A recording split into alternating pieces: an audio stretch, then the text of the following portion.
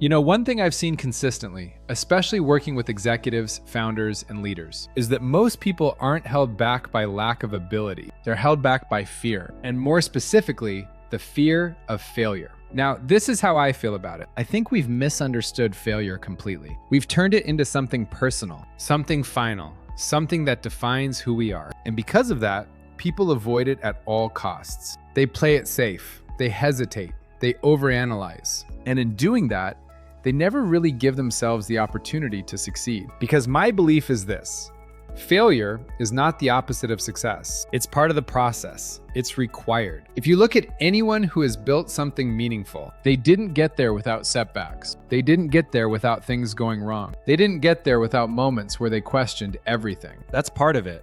But the difference is, they didn't stop there. Take Michael Jordan as an example. Everyone talks about the championships, the legacy, the success. But what often gets overlooked is how many shots he missed, how many games didn't go his way, how many times he failed. And he said it himself. That's why he succeeded. This is where perspective matters. Because when most people experience failure, they internalize it. They think, I failed, so I must be a failure. And that's where things break down. Because now it's not about the situation anymore, it's about identity. And once it becomes identity, people stop trying. This is how I see it.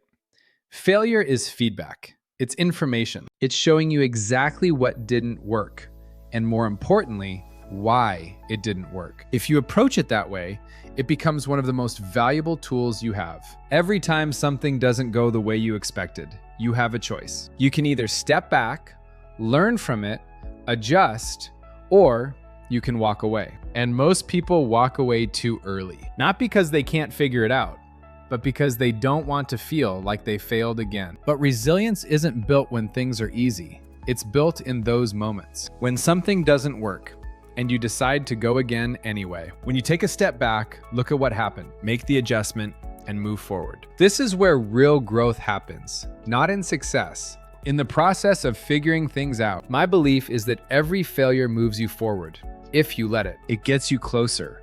It refines your thinking. It sharpens your decision-making. It builds awareness, but only if you stay in it. Only if you don't let that moment define you. And I've seen this across leadership. The executives and founders who succeed long-term aren't the ones who avoid failure. They're the ones who manage it differently. They don't take it personally. They take it seriously. There's a difference. They look at it objectively. What worked, what didn't, what needs to change, and then they move. They don't sit in it longer than necessary. Because at the end of the day, success isn't about getting it right the first time. It's about staying in the process long enough to get it right. And I think that's where a lot of people miss it.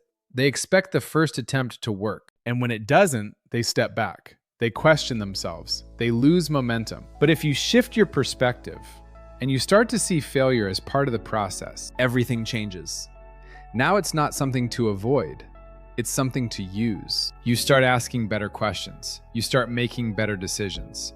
You become more aware of where things can go wrong and how to adjust faster. And over time, that's what builds confidence. Not success alone, but the ability to go through failure and come back stronger. Because this is how I see it. Anyone can keep going when things are working. Real leadership, real growth, comes from what you do when they're not. So if you're in that moment right now, where something didn't go as planned, don't step away from it, step into it. Look at it clearly, learn from it, adjust, and go again. Because every time you do that, you're not moving backwards, you're getting closer. And the people who succeed are the ones who understand that. They don't avoid failure, they use it. And that's what separates them from everyone else.